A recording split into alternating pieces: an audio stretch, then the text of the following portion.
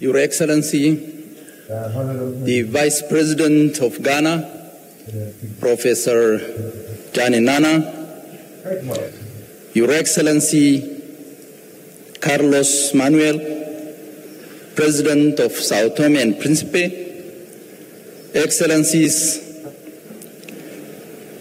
distinguished delegates, Excellencies, Ambassadors, ladies and gentlemen. First of all, on behalf of the President of the Prosperity Party, His Excellency Dr. Abiy Ahmed, and the government and the people of Ethiopia, I extend our deepest sympathies and heartfelt condolences to the government and the people of Ghana on the passing of your heroes, including esteemed Ministers of Defense and Environment. We share in your grief during this difficult time and stand with you in solidarity. May their souls rest in eternal peace. It's a profound honor to address this African Political Party Summit in the vibrant city of Accra, Ghana, a beacon of democracy and stability in West Africa. I extend my sincere gratitude to our gracious hosts and organizers for convening this important initiative. The theme of our summit, from politics to prosperity, strengthening inter-party collaboration for Africa's development and economic transformation, is a call to action, a recognition that the future of our continent depends on the choices we as political leaders make today. For a long time, politics in many of our countries has been driven by power struggles, short-term agendas, and rivals draining national energy. We must move beyond zero-sum thinking, seeing political parties not as ends in themselves, but as instruments for inclusive, prosperous, and peaceful nations. In Ethiopia, this shift has been central to our political reform. The Prosperity Party was not born merely as a merger of organizations. It was the conscious choice to replace narrow identity politics with a unifying multinational vision. We anchored that vision in Meddemer, loosely translated as synergy, our guiding principle articulated by His Excellency Dr. Abiy Ahmed, President of the Prosperity Party and Prime Minister of Ethiopia. Meddemer represents our journey toward holistic prosperity, built through unity, mutual contribution, and a collective purpose. This is not just rhetoric. Ethiopia's constitution and electoral mandate give the Prosperity Party the right to fill 100% of executive positions. Yet, in the interest of national unity and democratic consolidation, we have chosen a different path. We have included leaders from opposition parties in the government, assigning 4 ministers and 3 state ministers from the opposition parties, and involving them in the government's process at all administrative levels. We did this not because it was easy, but because it was right, because inclusion builds national consensus, and national consensus builds unity, stability, and sustainable development. Beyond this, Ethiopia has established the Political Parties Joint Council, bringing together all legally registered political parties, ruling and opposition alike, into a permanent platform for dialogue, consultation, and consensus building.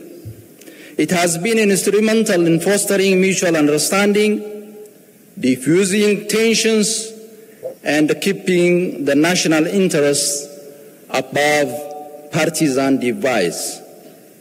To ensure inclusivity, we have placed women's empowerment at the heart of our national agenda, not as a symbolic gesture, but as a driver of national transformation. Ethiopia's federal cabinet is now 50% women, with women leading key democratic institutions, the judiciary, and the electoral board. For us, gender parity is a non-negotiable principle of governance. Similarly, youth political participation is vital for a country's long-term development, as it brings fresh perspectives, innovative ideas, and a deeper understanding of the needs of a large demographic, ensuring policies reflect the whole population. Involving youth in leadership builds inclusivity and resilience. Ethiopia exemplifies this with 49% of leadership positions across all administrative tiers held by young people, showcasing a strong commitment and strategic investment in the nation's future. Our guiding vision has also allowed us to institutionalize policy continuity beyond political cycles. We have prioritized homegrown reforms to achieve sustainable development and absolute sovereignty. Our flagship agenda, From Dependency to Productivity, aims to free millions from aid dependence and unlock the productive potential of our people. But vision alone is not enough. Consensus is critical in a diverse society like Ethiopia. Our government has taken significant steps to foster a genuine, inclusive national dialogue, working tirelessly to bridge historical divides and build a common understanding of our nation's challenges and opportunities. Our conviction is simple. Prosperity that is not shared is neither sustainable nor just. That is why we have worked to ensure that every citizen. We have increased access to education and healthcare, launched development programs to harness untapped potential across all sectors, and implemented urban corridor development to create integrated and efficient urban connectivity while promoting economic growth. Additionally, we have designed and executed targeted homegrown social protection programs for the most vulnerable members of our community.